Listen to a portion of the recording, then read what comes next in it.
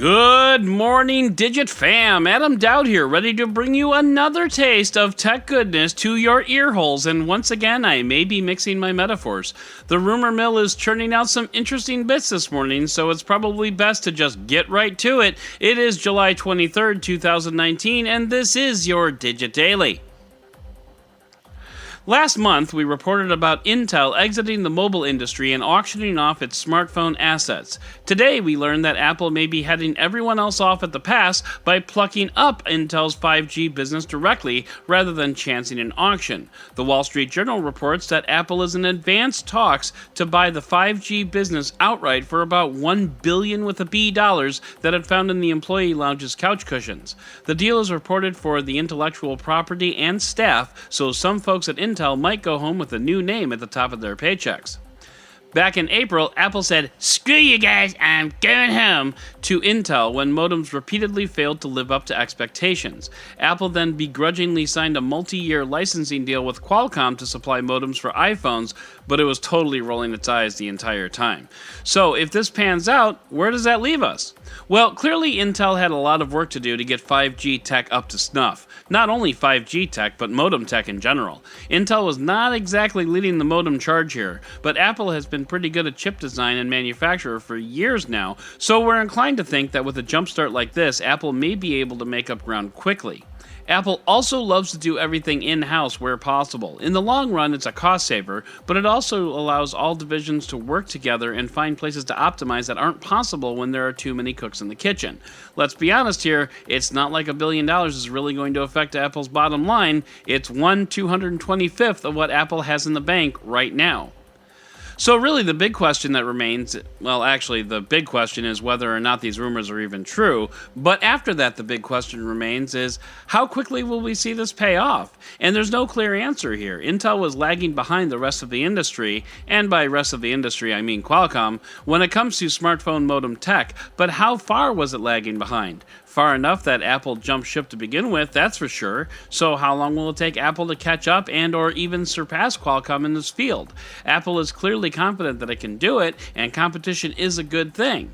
We'll just have to wait and see how this all shakes out, but in the meantime, let's see what shakes out in the roundup!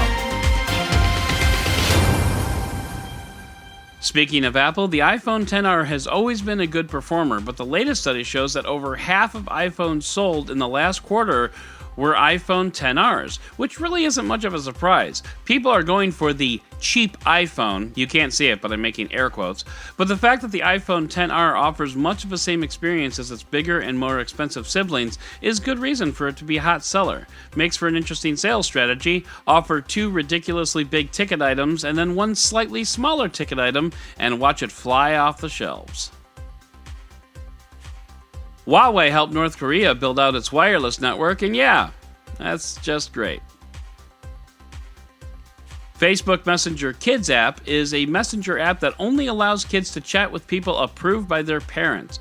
Well, that's very micromanagey of you, thanks Facebook. However, the geniuses at Facebook left open a minor loophole, which I'm going to call the high school party loophole. You know how your parents are going away for the weekend, so you invite a few select friends that you really trust to a party? And then they invite friends, and those friends invite friends, and pretty soon your dog has a mohawk and no one can find Billy, and you don't even know someone named Billy. Well, basically that's how Facebook's app worked, and Facebook didn't see this coming. Jesus.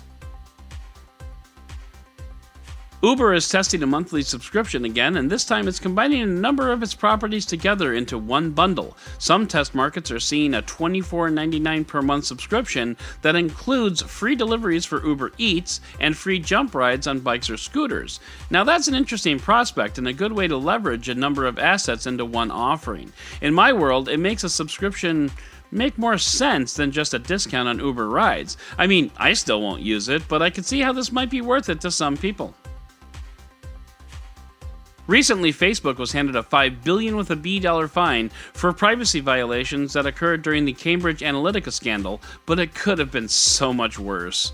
Or so much better, depending on your perspective. The Washington Post takes a deep look at the negotiations for the fine that ultimately came down on Facebook, and what could have happened had Facebook decided to fight it out in open court. Long story short, both sides carried risk, most notably that the FTC likely would not have had the budget it needed to outlawyer Facebook in court, which is a legitimate concern until you realize that Facebook has more money than the government to fight its courtroom battles, and if that's the case, who's in charge of whom? And that's why this whole thing is just really messed up. Madden 20 released its player rankings this weekend, and well, NFL players aren't taking it too well. I mean, as far as football players go, they're taking it pretty well, only calling for boycotts and claiming disrespect. This is the NFL, though, so it's fairly surprising they haven't taken to beating small animals or shooting people in protest. So I think we should take the positive here and say that NFL players are really making a lot of headway in their anger management seminars. Or maybe they should just be thankful that they're getting paid millions of dollars in order to get ranked in the first place. And finally, Nintendo has officially responded to the Joy-Con drift lawsuit saying, "Hey, it's fine folks, just start a ticket here and we'll get them fixed for you." Which is nice and all, but I don't think this will really help my son who stopped using Joy-Cons around a year ago. The support site lists steps for recalibrating the Joy-Cons, and I'll have to go through those steps to see if that resolves the issues, but I'm fairly confident I already did that. Anyway, if there's interest, let me know at hello@digit.com or Digit Daily on Twitter, and I'll document the saga for you. Meanwhile, Nintendo says, please don't sue us. So that is going to do it for today's Digit Daily. If you'd like to learn more about any of these stories, check out the links in the show notes and subscribe to our daily newsletter on Digit.com. And if you like what you heard, subscribe, leave a review, and don't forget to tell your friends about DigitDailyPod.com. Once again, I'm Adam Dowd, Dead Technology on Twitter, and we'll talk again tomorrow.